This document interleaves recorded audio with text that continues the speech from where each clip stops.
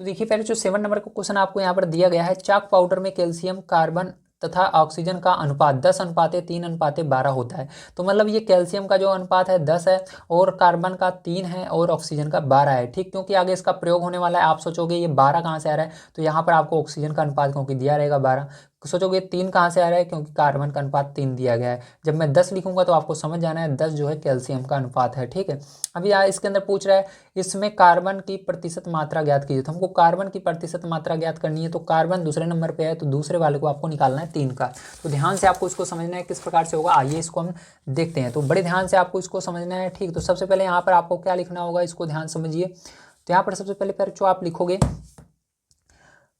तो इसके अंदर आप लिखना सबसे पहले अनुपात को लिख लेना है। ठीक है, तो लिखेंगे हमको दिया गया है अनुपात, क्या दिया गया है, अनुपात दिया गया है 10:3:12 दिया गया है ना। Very good. अब देखो अनुपात का कुल भाग निकालेंगे यहाँ पर, जैसे पीछे हमने क्वेश्चन को किया था। तो अनुपात का कुल भाग, तो कुल भाग निकालने के लिए क्या करते थे, हम सबको जोड़ते थे। तो यहाँ पर जोड़ लेंगे, सबको जोड़ेंगे 10 + 3 + 12।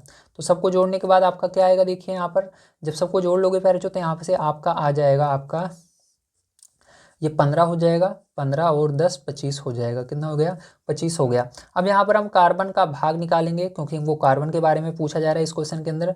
तो कार्बन का भाग,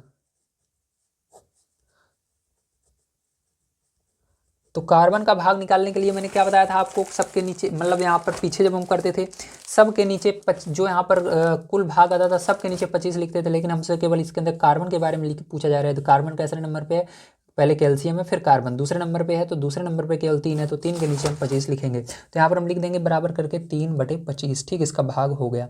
अब इसका प्रतिशत निकालना है, तो प्रतिशत निकालना आपको आता ही है। ठीक है, तो चलो इसका प्रतिशत भी यहाँ पर हम निकाल लेते हैं। तो कार्बन का प्रतिशत, ठीक है, कार्बन का प्रतिशत, तो इसके अंदर 100% से गुणा कर देना और कुछ नहीं करना, या 100 से डायरेक्ट कर दो, बाद में परसेंट लगा देना, बात एक ही है। तो यहाँ पर 100 से गुणा कर देना या परसेंट भी लगा दो साथों साथ भैया। तो यहाँ पर देखो 25 से भाग दे देते हैं, 25 चौका 100। तो यहाँ पर 3 गुणा 4 हो जाएगा, परसेंट लगा दीजिएगा। तो यहाँ पर 4 3 12%। तो कार्बन की कितनी मात्रा है, 12% है। तो ये करेक्ट इसका आंसर हो जाएगा पैरचू। ठीक है, चलो इसका सेकंड नंबर का पार्ट देखते हैं। ये था फर्स्ट नंबर का पार्ट इसका। अब सेकंड नंबर का पार्ट इधर देख लेते हैं, क्योंकि काफ़ी स्पेस यहाँ पर बचा हुआ है हमारा। तो आइए देखते हैं पहले नंबर क्वेश्चन क्या है। तो क्वेश्चन आपको दिया गया है, चाक की एक छड़ी में यदि कार्बन की मात्रा 3 ग्राम है तब उसका कुल भार कितना होगा। ठीक, आपसे पूछा जा रहा है।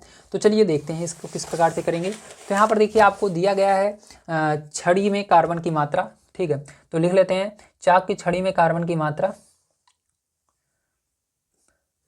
या डायरेक्ट कार्बन की मात्रा लिख लेते हैं हम।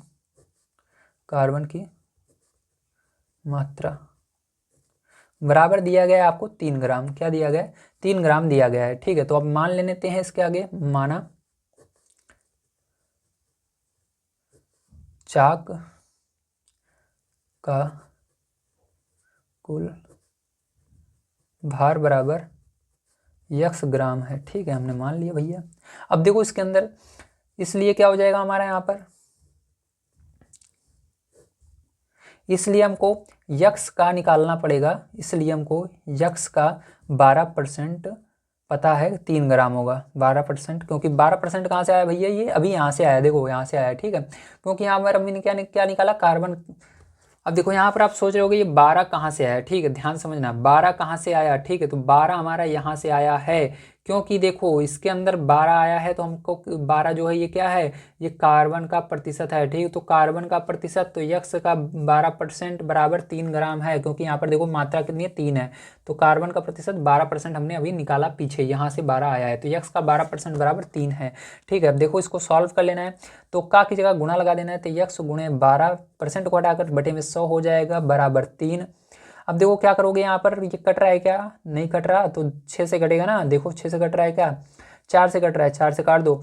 4 तिहाई 12 और ये भी 4 से कट जाएगा, 4 दूनी 8, 4 पंचे 20। तो देखो यहाँ पर क्या बचा आपका, यहाँ पर यक्स गुणे 3/25 बचा, ठीक, ऊपर 3 नीचे 25 बराबर 3। अब देखो इसको उधर ले जाएंगे क्योंकि इधर गुणे में देखो दोनों के बीच में गुणा लगा, उधर जाएगा तो ये संख्या पलट जाएंगी, ठीक, ध्यान रखना। अगर ये बटे में रहती है संख्याएं, जैसे देखो यहाँ पर भिन्न के रूप में ऊपर भी संख्या नीचे भी संख्या है, तो उधर जाने पर पलट जाती है, जो ऊपर रहती है नीचे, नीचे वाली ऊपर। तो यहाँ पर क्या हो जाएगा, यक्स बराबर, यक्स इधर अकेले बचेगा, ये 3 अपनी जगह ऐसे ही रहेगा, गुणा लगाएंगे, ये ऊपर 25 चला जाएगा, नीचे 3 चला जाएगा, तो 3 से 3 कट जाएगा।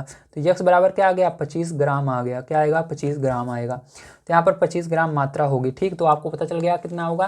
तो यक्स हमने क्या माना है, यक्स को हमने माना है चाक का कुल भार। तो चाक का कुल भार कितना होगा, तो चाक का कुल भार 25 ग्राम होगा। तो लिख देना चाक का कुल भार बराबर 25 ग्राम, ठीक है प्यारे बच्चों, ये आपका आंसर हो जाएगा।